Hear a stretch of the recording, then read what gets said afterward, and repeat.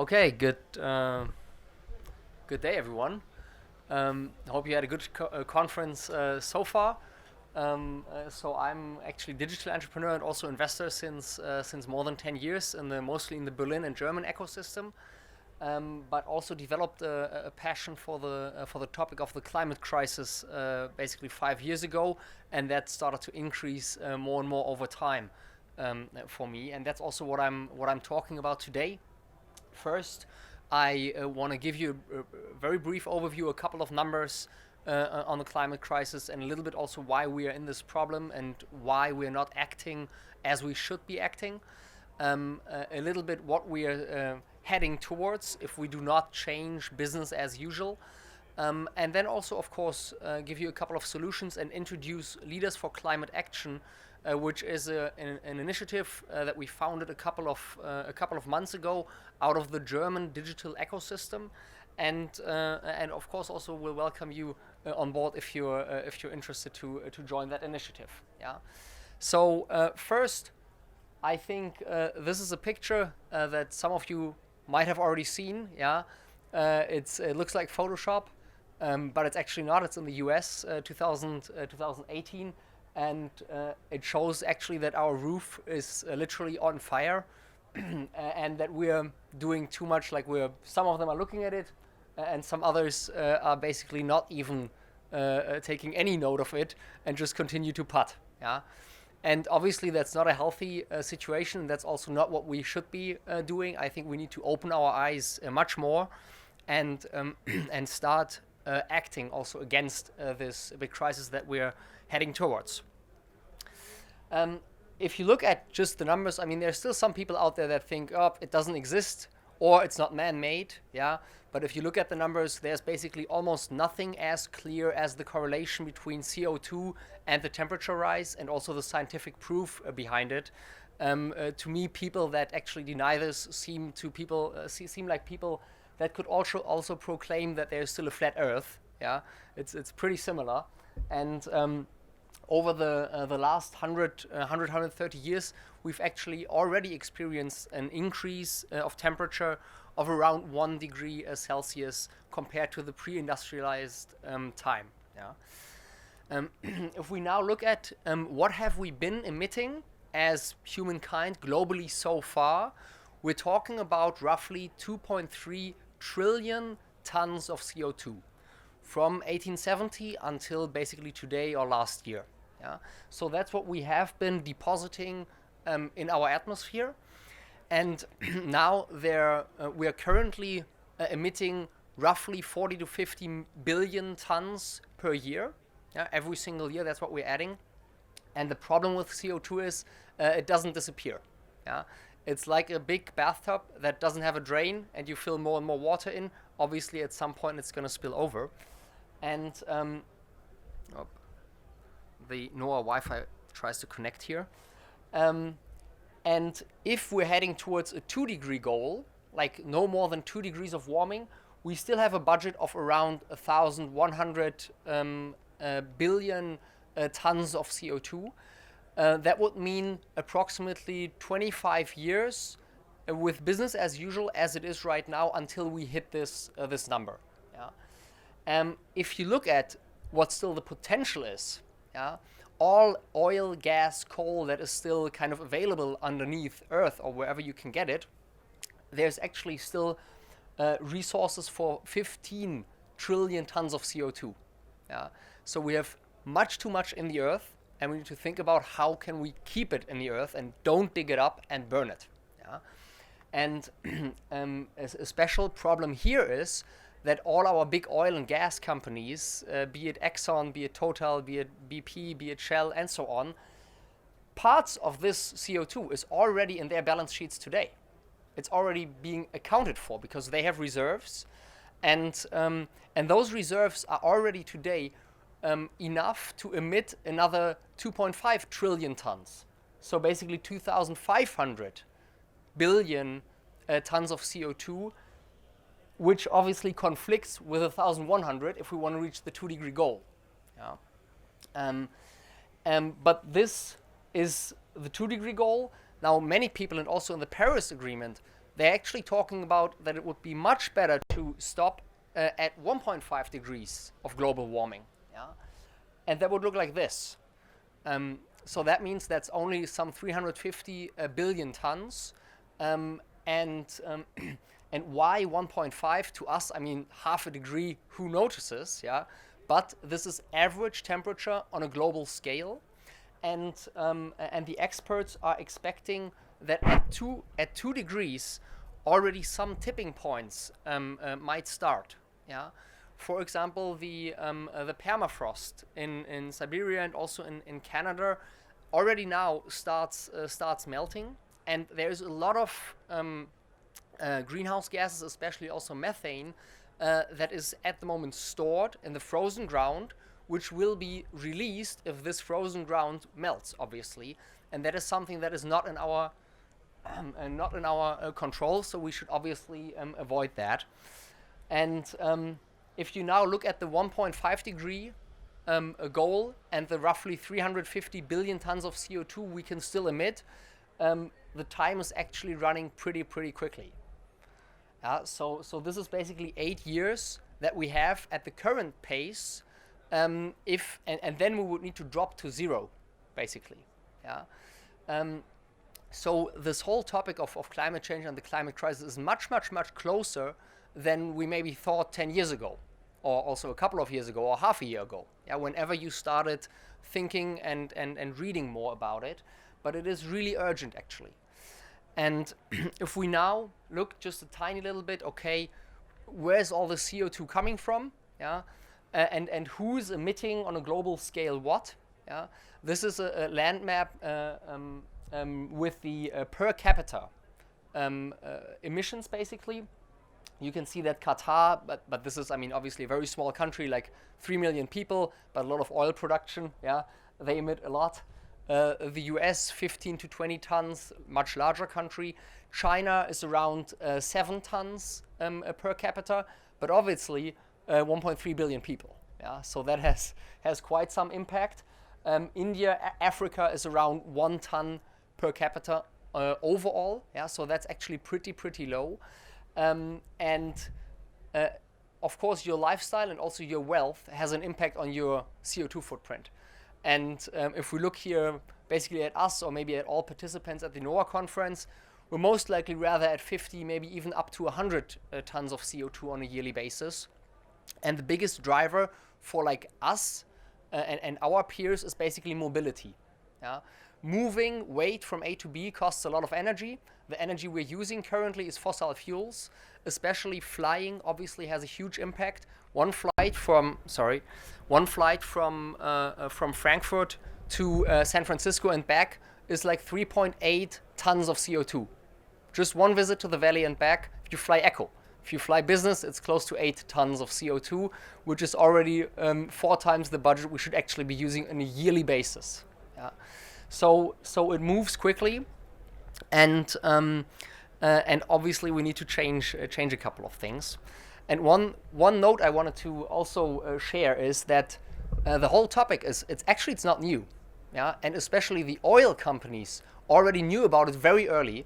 And this is a graph from 1982 from a study, an internal study that ExxonMobil did, where they actually forecasted the concentration of CO2 in the atmosphere and also the according temperature rise pretty precisely for today.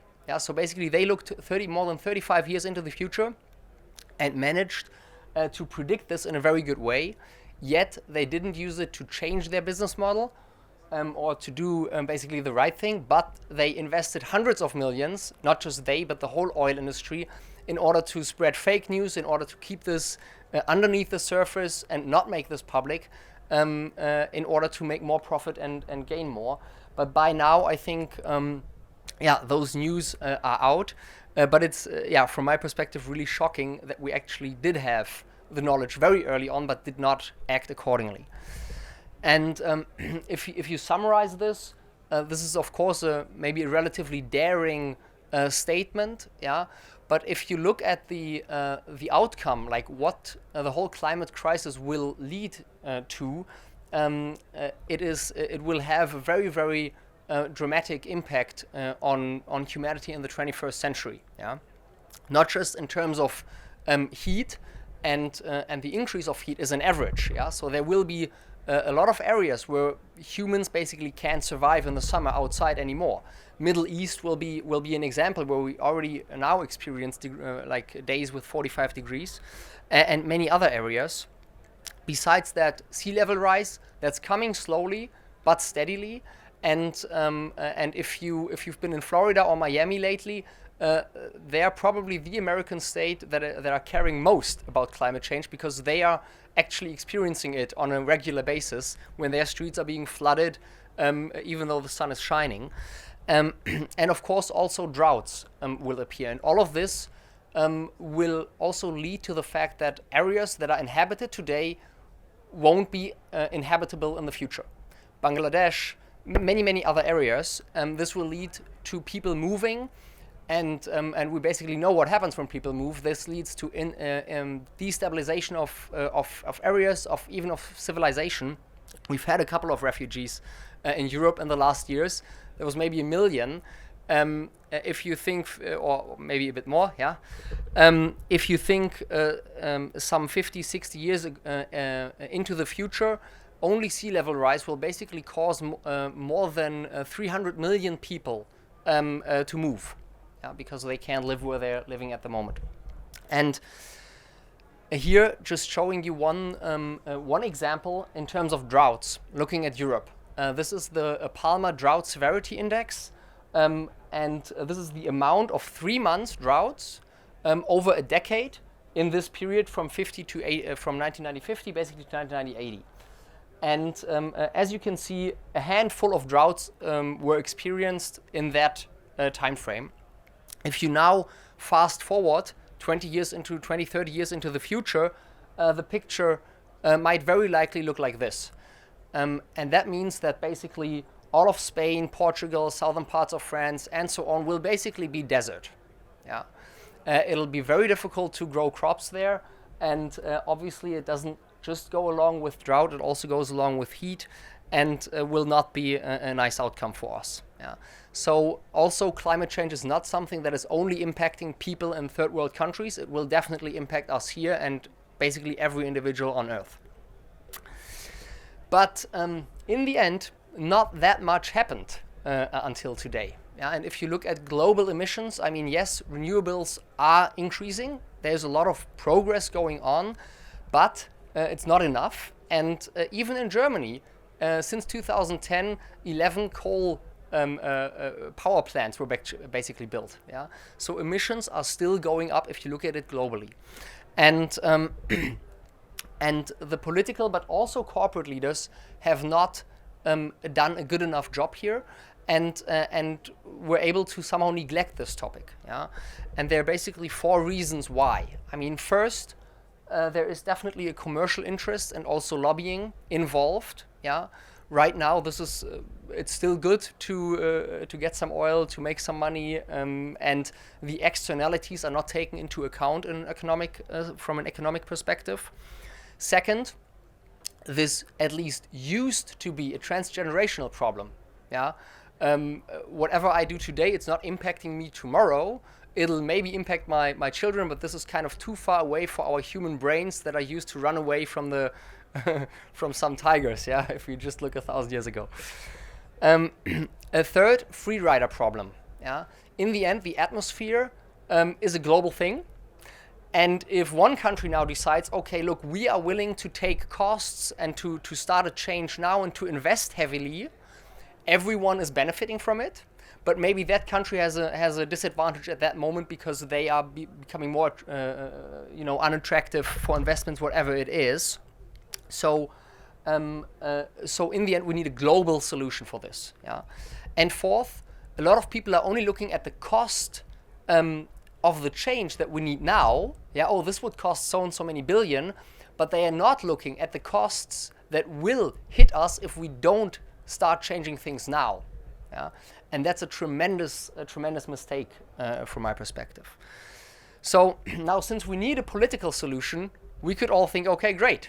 So it doesn't really matter what I do, but I think this is a problem that is relevant for everyone, and everyone can also contribute to this topic. Yeah? And I basically see 4 different levels of action, yeah, that anyone can do, no matter if business leader, if employee, if politician, whatever it is. First, on the consumer level, yeah. So what kind of stuff am I buying? What kind of nutrition am I taking? How much am I flying, etc., etc. What kind of energy am I consuming? Yeah. On the entrepreneurial level, what do I do with my company? What decisions do I make there? On the money level, where do I put my money? Yeah, do I continue to invest also maybe in oil companies or in coal companies, or do I refrain? And of course, also on the political level. And now, as you see, the complexity and the latency goes up. Yeah. So my consumer behavior, I can change that tomorrow if I want. Yeah. The political environment, I can't. I can change my vote. Maybe next vote is only in a couple of years, and so on. But again, I think we need to act basically on all levels. They will have different level of impact at a different point of time, but those are the 4 key areas. Yeah. And this is also now basically closing the loop a little bit to Leaders for Climate Action. We kind of thought, okay, we are like-minded. We have a similar perspective on the topic of climate change. We all agree that we do need to act, but somehow not enough is happening. And that's why we came together some 5-6 months ago and started this initiative, Leaders for Climate Action. And what are we doing here? So it's basically so far a community of mostly digital entrepreneurs, a couple of VCs, a couple of others. And we have 3 levels. So first of all, on a personal level, every leader and every member who's supporting this initiative commits to measure her own footprint on a private level. Take measures to reduce that footprint and offset, so basically compensate for the CO2 we are emitting through donations to NGOs that are doing, again, projects that are avoiding CO2 emissions. Yeah. So that first of all on a personal level, and that in itself is already increasing awareness, and so far people have donated close to 100,000 euros for their offsetting efforts. Yeah. Second, company level. It's basically similar. You can do a lot of measures in order to increase the efficiency within your company on let's say on an office level on the one hand side. Yeah, what kind of energy am I consuming? What is my travel policy? What kind of drinks and stuff am I consuming? But second, of course, also on a product side. So what kind of product am I offering? Is it sustainable, or am I sourcing just from the cheapest way, but in a non-sustainable way? Yeah, and ultimately also on a company level, reaching CO2 neutrality. That means, again, measure, because otherwise you can't improve, reduce, and then no one will currently get to a footprint of 0. It's not possible currently, but what we can do is at least offset what we cannot reduce. Yeah, and so those are basically the 2 levels of like direct action from all members on personal and on company level. And third, it's putting pressure on the political world. That means we're uniting the voice of the digital industry and ask them to put in place effective climate policy. Yeah. And the group, so who are we? Yeah. Right now it's around 180 people.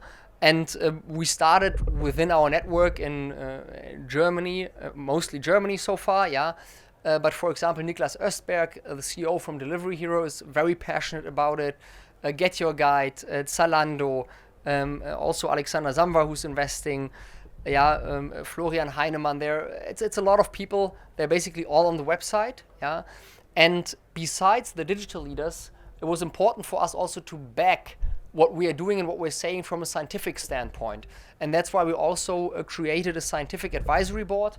And Professor Edenhofer, for example, is probably the number 1 or 2 climate scientist in Germany. He's the guy that is advising Merkel and the German politicians. Obviously, they're not listening closely enough. Yeah. Which is sad, but the Potsdam Institute for Klimafolgenforschung, yeah, they're a very good name and have a lot of knowledge in this space. Yeah. Now moving to concrete action. Yeah. So what are we actually able to do? And here differentiated in three levels. So first, on a political level, it's actually fairly simple. Yeah. We do need, if we implement a national, ultimately it needs to be an international or a global price for CO2, this would be the most effective way of actually reducing emissions, and at the same time also make technologies that are maybe that didn't receive as many subsidies as the coal and the fossil fuel industry did, make them more competitive towards the compared to the old fossil fuel options. Yeah, and this dividend, again, of course, parts of it will need to be redistributed to people with a low income. Yeah, we don't want to increase tax overall, but chunks of that can also be invested again in climate tech, because we do need also some technological improvements in order to go through the energy transition that we need. Yeah, and second, again, invest in climate tech. Yeah. What holds us back from living completely on renewable energy? Basically, the fact that the production of the renewable energy is very volatile. Wind is volatile, solar is volatile, hydro is maybe a bit more stable, yeah, but the other two are very volatile, and that means we need storage. And the storage problem has not really been solved yet, just as one small part, yeah. So we do need more investment, and more thinking in that area. Second, consumer and also corporate level. First, traveling. As briefly mentioned, the first guiding principle needs to be basically just don't travel if you don't really have to. Yeah, think about it a second time if you really need to do it, or can you just do a video conference? It's more efficient. It saves costs. It's basically better. Second, in terms of like vacation, weekend trips, do less for longer. Yeah, don't do the Christmas shopping in New York just because it's fun and you can afford it. If you go, stay longer. Yeah, make fewer trips, stay longer, have the same kind of quality, and it's even a bit less hectic. Yeah, and if you're short distance, use the right mode of travel. Yeah, for example, within Germany, I'm only traveling by train. It's easier. It's not cheaper, unfortunately, but it's great working time. Yeah. Second, in terms of office and home, it's about, first of all, energy efficiency, LED lights, etc. It's about using renewable energy providers. There are like around 5 in Germany. I don't know all the ones in the UK. Yeah, but use the ones that are purely using renewable energy and not the green option from RWE. Yeah, or from E.ON. Yeah. Third, offsetting, already mentioned. Yeah, some people now say, yeah, this is just greenwashing, but in the end, this is investing in licensed and certified projects, mostly in the third world, and this is reducing CO2. Even if it's not reducing the CO2 in front of our door, it is reducing the CO2 at a different part in the world, and it is definitely better than doing nothing. Yeah. And last but not least, of course, also evangelize, spread the word within your company, with your friends, within this round here, yeah, wherever it is, because I think we need definitely more attention for this topic. And last, this is not an ordinary bunch here. Yeah, some people are maybe investing, or also have their own family office or whatever it is. And money, again, is still a very important leading indicator within our society and within our economy. And there are already a couple of divestment movements, for example, from the big US endowment funds that are refraining now more and more from investing into the heavy polluters and the fossil fuel industry. And that is also something that we as individuals, but especially also if you have more money to invest, that we can do, and at the same time allocate a part of the money or a part of the portfolio also in green tech, clean tech topics. Yeah, this will be by far the biggest transition that mankind will basically go through in the 21st century, and this will also be a great opportunity for a lot of business that will be made. Yeah. So we can definitely also see the positive aspect in this, and we still have the chance to be rather on the early side than being a late mover here. And another thing, Founders Pledge, just on a very short note, that also means donating money. So this is a vehicle where you can basically, mostly founders or VCs, you can commit to donate a certain percentage of your exit proceeds that you don't have yet, to a charity that these guys are curating for you.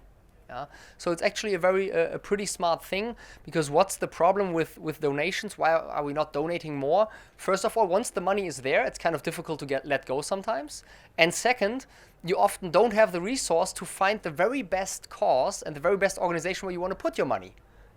And that's what these guys are doing. They have a researcher team, and if you say, I want to do something good for the oceans because I like surfing, they find basically the most effective charity that is supporting your cause.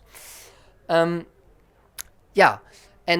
maybe one last note. So how is this also positive for you as a company leader at FreightHub? So basically my core business, what we're doing, we are, like, our office and what we are doing, we're climate neutral since inception of the company.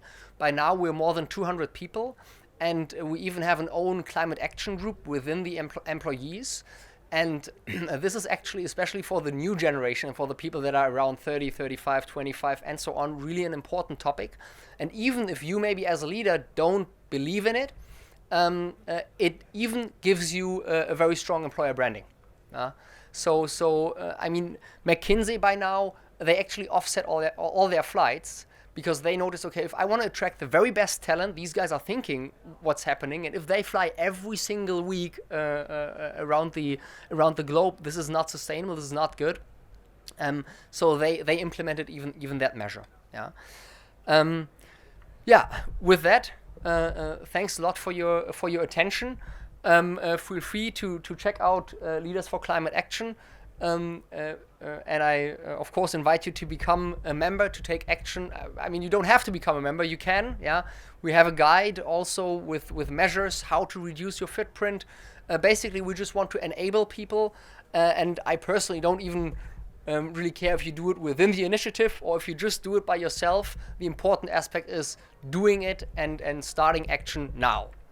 Thank you very much.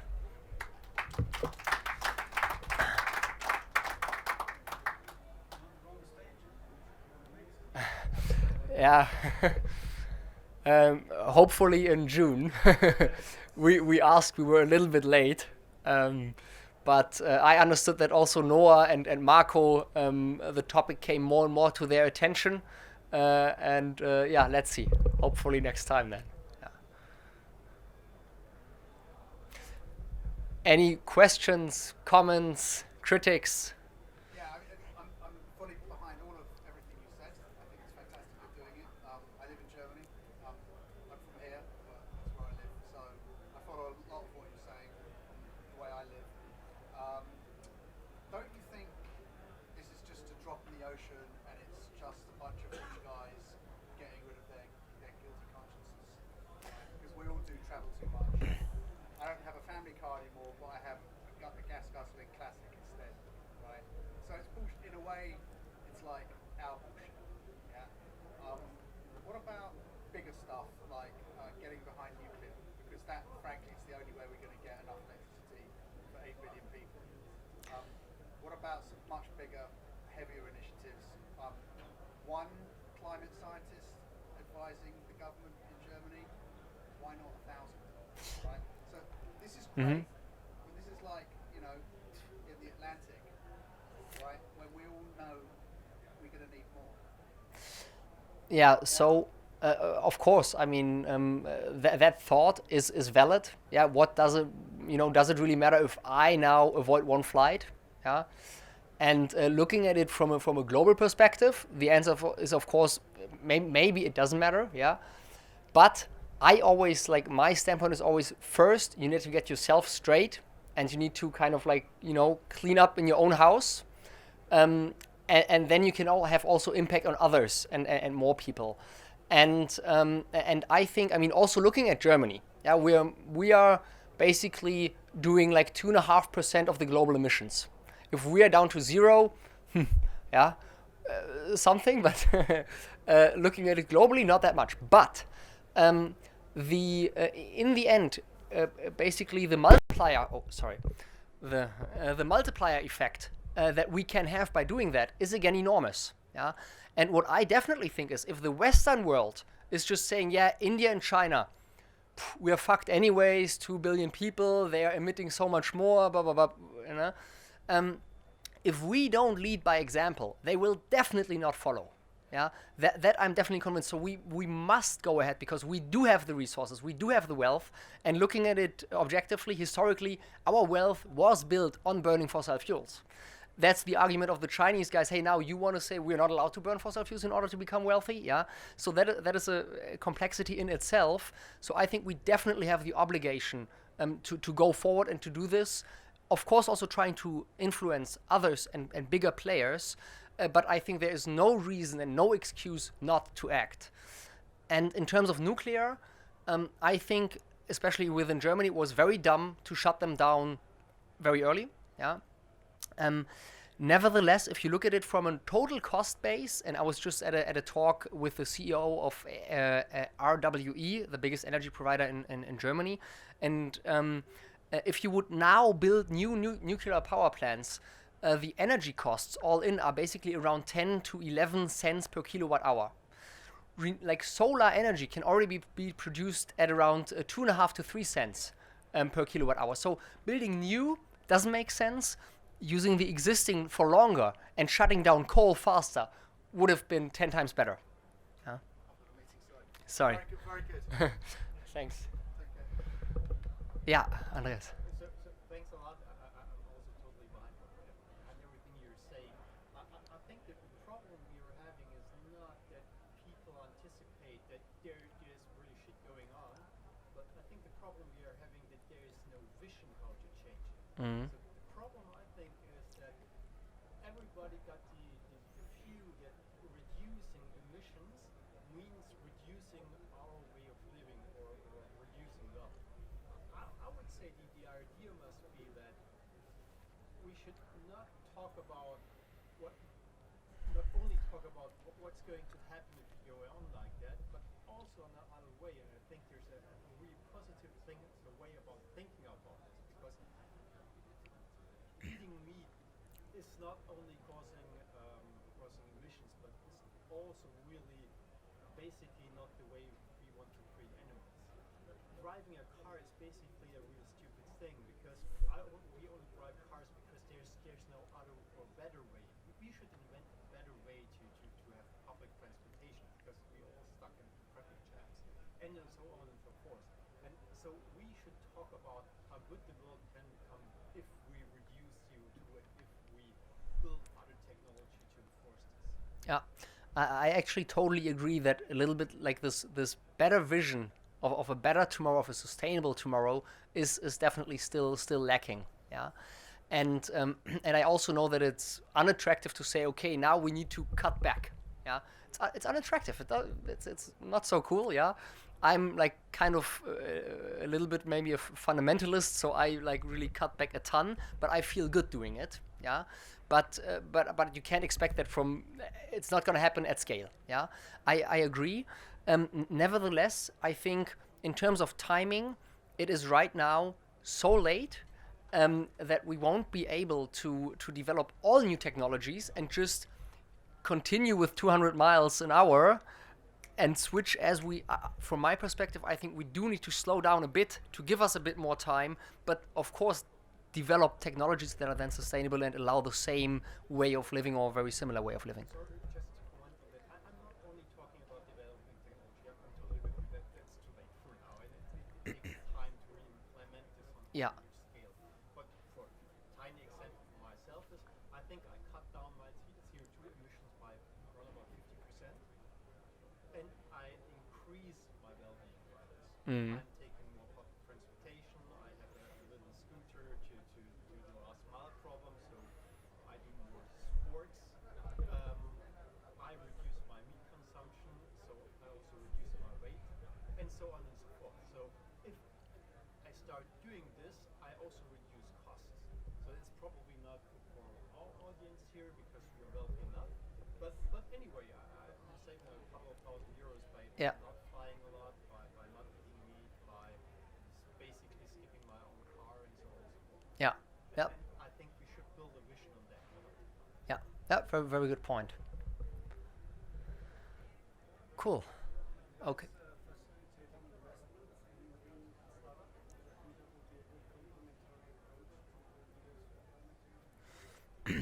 Yeah. So what we are currently doing is, I mean, we have a couple of like kind of also green startups in the supporter group, and this is of course also a community, and we also connect people amongst each other. And one other thing that we're doing is that we're actually onboarding VCs at the moment, and also have very positive feedback there to put basically a clause into term sheets and shareholder agreements that the respective companies that receive an investment need to apply to certain rules and basically become climate neutral. Yeah, and and facilitating that is, or facilitating also investments directly into the clean tech thing is nothing we have been focusing on yet to a great extent, but it's definitely a good idea.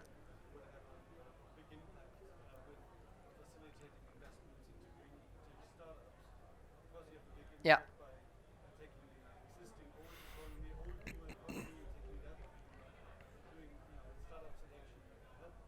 Yeah. Yeah. Yeah. Absolutely. And what we also do see is that there are more and more VC funds that are setting up a climate tech practice. So that are actively saying, okay, we do fintech, we do whatever logistics, mobility or so, and we also do maybe clean tech or climate tech now. That's something we're seeing, for example, also at Early Bird, has been starting that, and others are also interested in taking a closer look at that. Yeah. Yeah. I totally agree. I mean, the logo is already green, so now let's act up on it. Yeah, true. Okay, great. Thank you very much for your extended attention, and yeah, I hope I was able to give a little bit of inspiration, maybe put the topic on top of your mind again, and hopefully also cause some action. Thanks.